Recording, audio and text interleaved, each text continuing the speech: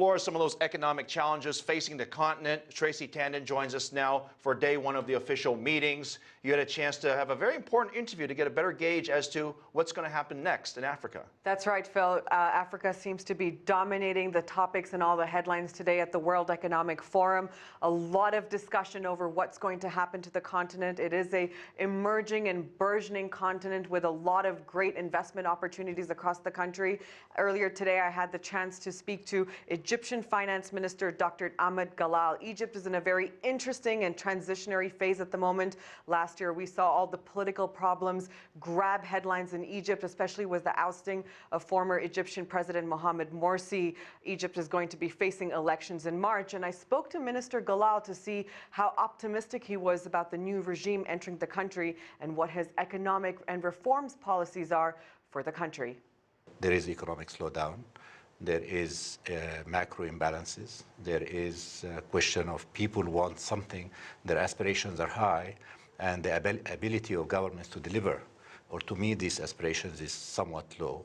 So you do have these kind of challenges during the transition. But the good news is, once the transition is over, you have a stable political equilibrium, and you do have a lot of interest in the country.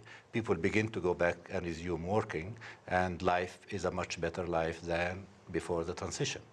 That's exactly what Egypt is going through. What sort of economic reforms are you putting in place to bring the country back to growth and prosperity?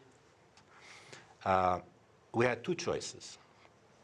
One choice was to follow an austerity program, because you cannot spend beyond your means. If you don't have the money, you cannot spend it. But the problem with that austerity program was going to be is that the economy that was slow would grow even slower. Unemployment would be even higher.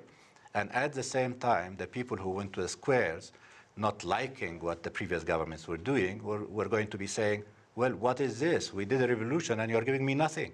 It was a formula that would not work for the country. We knew that. So we decided that we're going to go for another type of a reform agenda that is an expansionary monetary and fiscal policy to stimulate the economy and create jobs, and at the same time try to satisfy some of the immediate, imminent demands of the population. The trick was to find additional money. We were fortunate to have the support from the Gulf countries, and it came in a timely fashion, and it enabled us to activate the economy. Most of it is going to investment, public investment in infrastructure, which will activate the economy now and generate jobs, and at the same time, it will prepare the country for growth down the road once this government is gone and we have a new government and a new president. So that is essentially that's our reform agenda in general. Egypt is going to be facing elections in March. What are your concerns, or are you optimistic about the new regime that is going to take power in Egypt? Well, I am very optimistic, and it's not an optimism that's coming from a personal trait. It's actually optimism that's coming from the belief that it takes good political institutions for countries to make progress. It's coming from solid economic foundations and good functioning markets with a reasonable role for the government to play. It comes from clarifying objectives. We want economic growth with prosperity for all. So this idea of economic growth and social justice are the twin objectives that we are trying to pursue. Minister, I have to ask you, Iran has been a hot topic at the World Economic Forum this week. Tomorrow we're going to hear from the President of Iran, President Hassan Rouhani. We're also going to see the Israeli delegation arrive, Benjamin Netanyahu, President Shimon Peres. Of course, we have the Egyptian delegation here in Davos already. Where does Egypt fit within this, this relationship in the Middle East? Let me give you two quick answers. Okay. The first one is we are busy building Egypt. The second short answer is that the foreign minister of Egypt is arriving tonight. You're most welcome to ask him that question.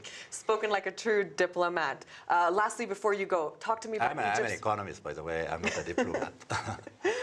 What is your relationship with China? Oh, our relationship with China is a very productive one. We have always had mutually beneficial exchange on the economic side, but I do believe that we see eye to eye on the economic agenda. We want stability in the Middle East, so do they.